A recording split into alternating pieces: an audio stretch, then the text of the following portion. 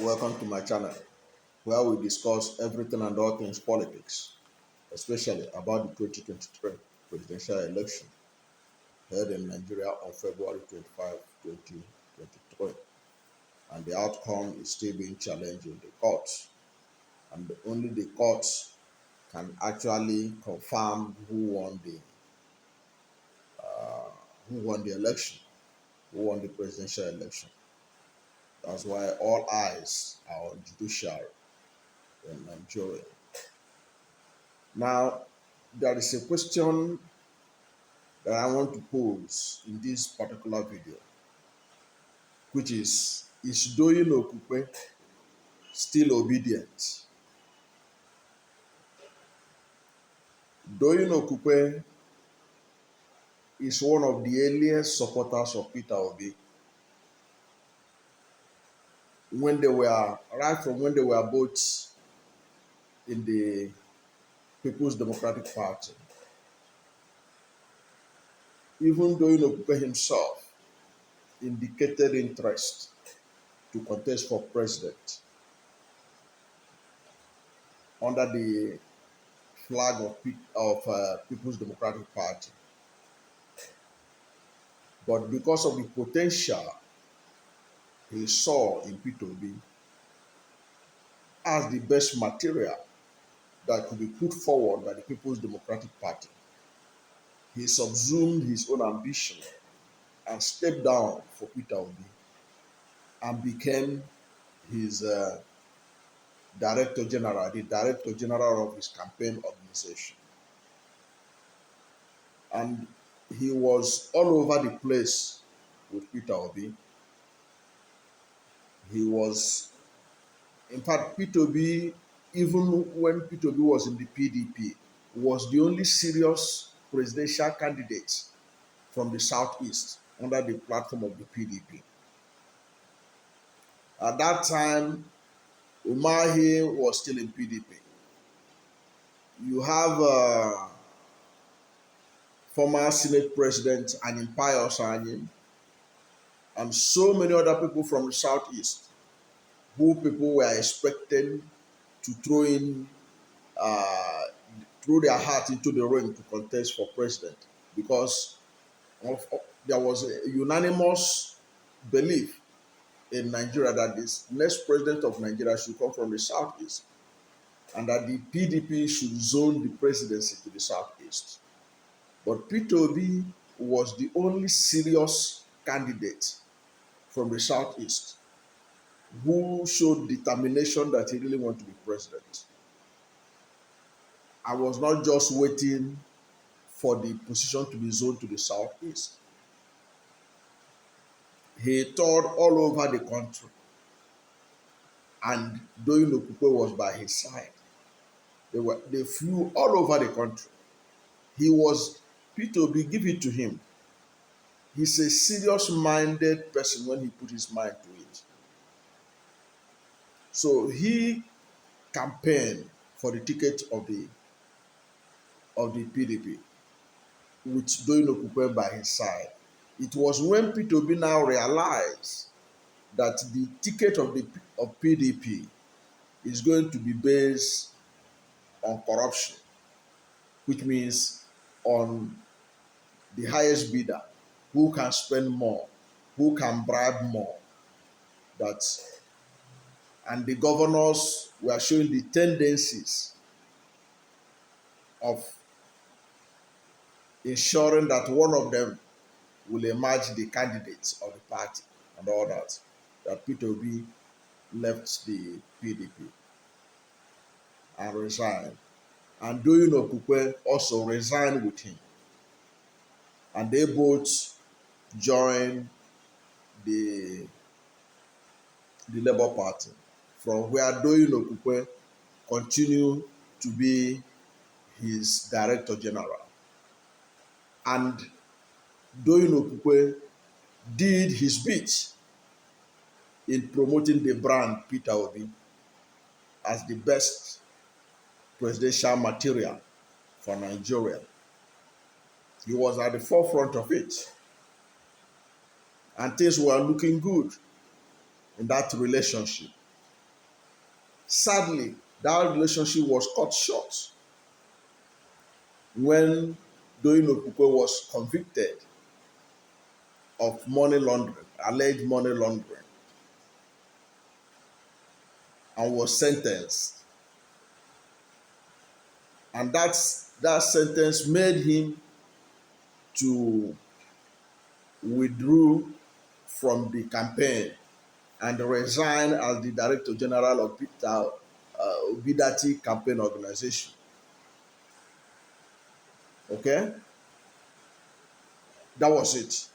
And since then, he went quiet. We are not hearing much about him and all that. And his resignation was because Peter Obi brand was built on integrity, on anti-corruption, on a new Nigeria. So there is no way when he resigned because of the conviction that Peter Obi should have told him to stay on. Perhaps he may not be happy about that Peter Obi didn't persuade him to stay on.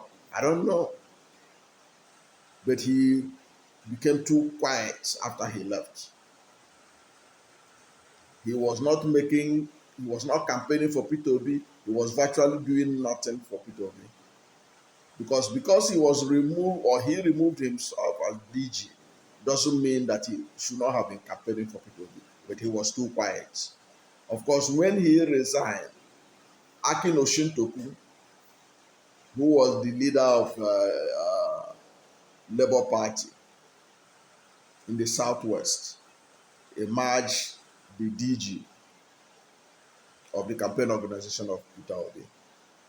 Now, like I said, Doyin Okupe became too quiet. He was not campaigning. He was not doing anything. Even after the rigging, the alleged rigging of the 2023 presidential election, we have never seen any statement by Doyin Okupe where he condemned what happened in the election. He was too quiet for my liking. But all of a sudden, he has appeared on the national stage in recent time and making statements that tend to give the impression as if he's trying to seek for something from Aswad Bola Ahmed Tinubu, who INEC declared the winner of the election and who is the president right now until the Supreme Court says otherwise. Initial hints of diversion from the Doyin Okupe we know was when against all odds, or against the tide, against the flow of the tide,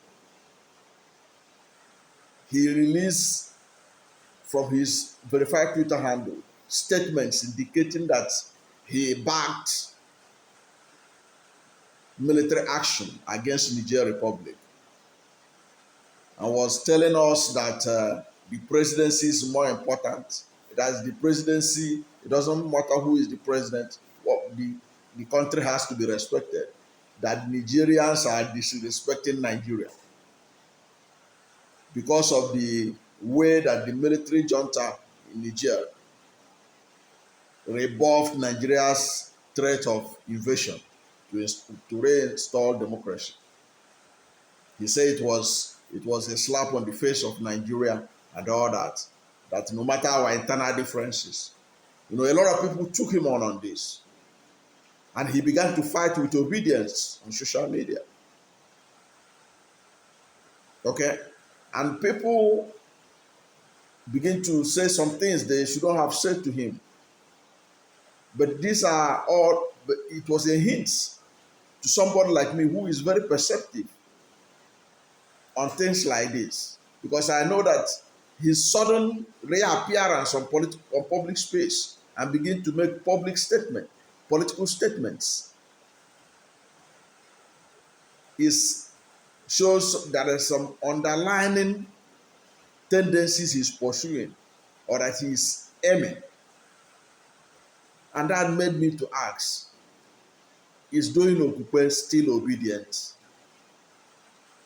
Is Doyin Okupe of today the Doyin Okupe we know before his conviction by the Abuja High Court, and he resigned as the Director General of Peter Obi Presidential Campaign Council. Why did he stop campaigning for Peter Obi when he was removed as the DG? Why did he stop talking about the rigging of the election, which the rigging, alleged rigging of the election that Peter Obi and the Labour Party and everybody else in Nigeria is talking about? He kept mute. He wasn't saying anything. His Twitter space was like blank. Now he's up again, and he seemed to be flowing against the tide in several fronts, including what he did by supporting military action against the Niger Republic, when even Northerners, who are going to bear the brunt, the first brunt of such an invasion, have kicked against it. The Senate rejected it and all that. But he is doubling down on it. That was why somebody replied him that he should send his children to the Niger Republic to go and fight.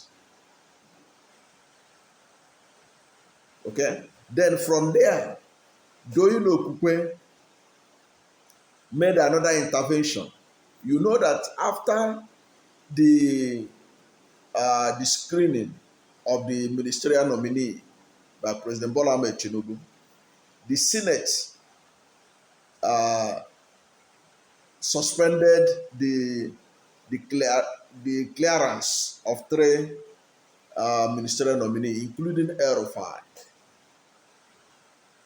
A whole lot of people held the Senate for not confirming El-Rufai, not the least of which because of that his viral video where he showed clearly that he will not be fair to all Nigerians, that he will give preference to people of his religion, which would go in violation of the federal character principle of everything that is decent about Nigeria, and in line with the Constitution, which is against populating government offices with people of a particular religion or ethnicity at the expense of others.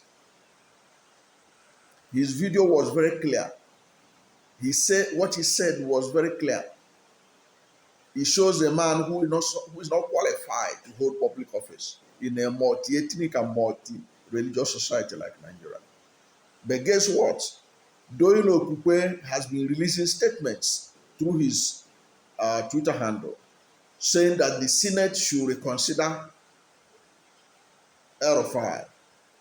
He said that, but they should give him condition that because of his extremist views, that he should not talk about religion throughout his period as minister. So how does that help the issue at stake? That you know that somebody have shown tendencies of being a religious bigot. You now say, okay, allow him to occupy the position, but don't let him not talk. And he was claiming that El-Rufai has capacity. That if there is one Nigerian who can fix the power sector, it's El-Rufai. So if El-Rufai is not around, if El-Rufai doesn't take ministerial position, we can't fix power in Nigeria. Well, let me tell him about the wise saying of Charles de Gaulle, the father of modern France. He said, the graveyard is filled with indispensable men. El-Rufai is not indispensable. Let me say it again. Charles de Gaulle, he said that the graveyard is filled with indispensable men. What he was saying in that is that if you go to the graveyard, you will see people who, when they were alive, people thought that without them, nothing will move. Many of them are dead for the past 100 years, 200 years. Their families are still moving on.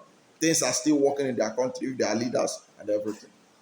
So the idea that Without El-Rufai, power cannot be solved. Power problem cannot be. It's an insult on the intelligence of Nigerians. And that makes me to ask, is Doyin Okupe still an obedient? Is Doyin Okupe still obedient?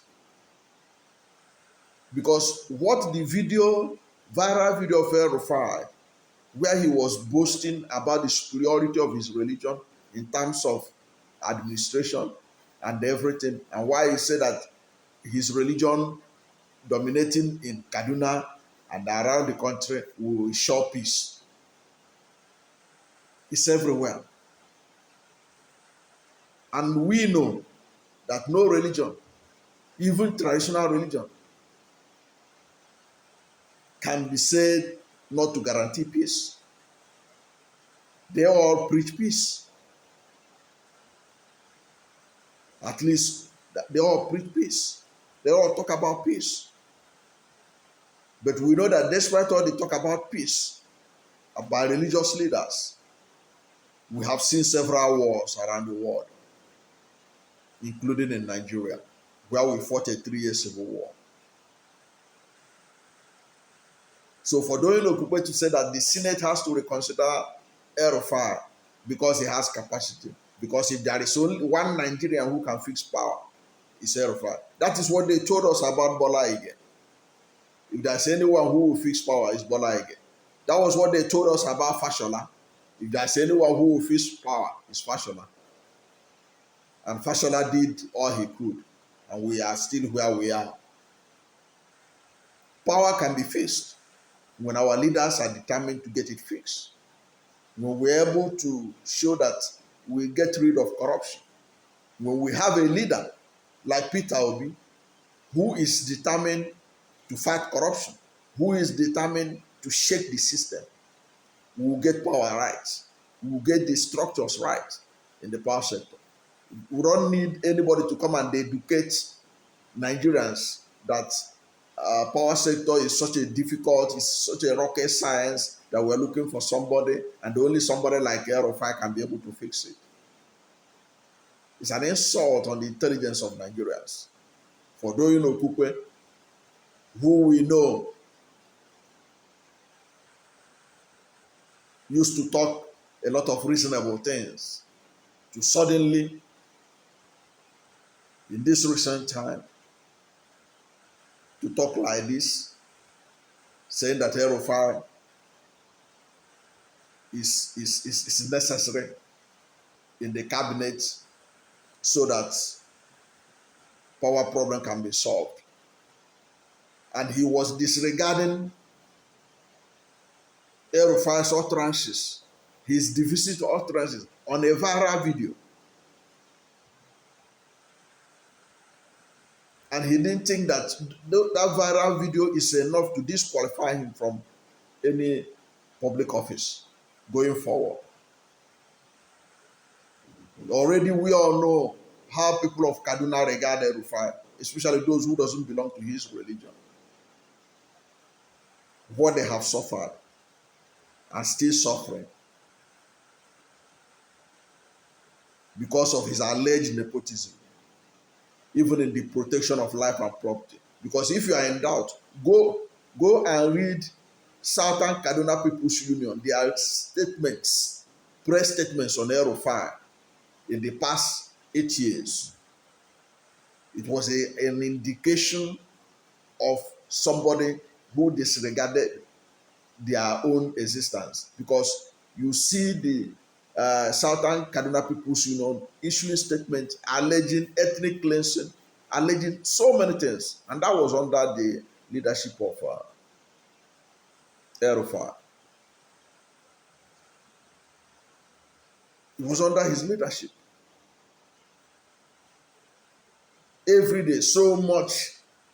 In fact, the counting of bodies in Kaduna became like an art. There was a commissioner under him called Samuel Arua. He was always releasing statements telling the number of people that have been killed. Number of people. Every time somebody is killed, he issued a statement. Number of people killed. Number of people killed. As if that was what he was appointed to do, to count dead bodies. And the people of that area say that they were deliberately allowed to be killed.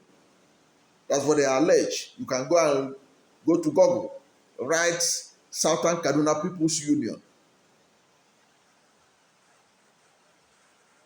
You will see several allegations they made against El-Rufai administration. And then El-Rufai used his own mouth in that viral video to talk about how all the top positions in governance are occupied by people of his religion and all that. And boast how they have now transferred that to the federal level through Aswad Bola Ahmed Tinubu in his Muslim ticket and all that. In a religious, sensitive, and diverse nation like Nigeria, this is who Doyin Okupe is campaigning for his reinstatement into the cabinet of Tinubu, saying that, giving indication that it doesn't matter what was contained in that video, that the only thing is that the Senate should advise him not to talk about religion throughout his service as minister. So if you stop him from talking about it, have you stopped his heart from exhibiting it, his subconscious and conscious mind? So because somebody stopped talking about something means that he has abandoned that agenda. It doesn't really make sense. And from the way I'm looking at Doyin Okupe, that's why I'm asking, is Doyin Okupe still obedient? Thank you for watching this video. And if you are new to my channel, you have not yet subscribed to my channel, please subscribe to my channel, hit the subscription button, hit the notification bell. When you subscribe to my channel and hit the notification bell, anytime I have a new video, you'll be among the first to know. And please don't forget to like this video, because when you like it, Google will rank it high and recommend it for more people. Thank you, and God bless you and yours.